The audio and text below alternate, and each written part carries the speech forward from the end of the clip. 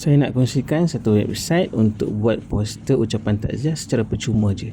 Boleh klik bahagian gambar tu, kita upload gambar. Okey, kemudian seterusnya isi nama penuh. Nanti saya share dia punya website link ni dekat bahagian komen ya. Okey, letak nama. Sebagai contoh, Encik Ahmad bin Abdullah. Okey, jawatannya optional, nak letak boleh, tak letak pun tak ada masalah. Kita tulis kat sini pensyarah Canon. Okey, kemudian letak tarikh lahir dia bila. Okey, saya pilih je lah random. Okey, kemudian letak dia punya tarikh meninggal. Okey, ni adalah nama organisasi untuk ucapan ni. Siapa yang beri ucapan, kita mewakili apa. Kalau nak letak boleh, tak letak pun tak ada masalah.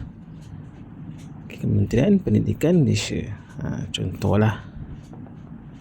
Letak huruf besar atau kecil terpulang pada kita, dan ini mesej tambahan. Nak letak pun boleh, tak letak pun tak ada masalah. Salam takziah kepada keluarga arwah, sebagai contoh lah. Okey, lepas tulis tu dekat bahagian bawah sekali dia ada dia punya ni lah, preview dia. Kalau okey, kita muat turun poster. Dah nak settle dah ni. Jangan lupa follow ya.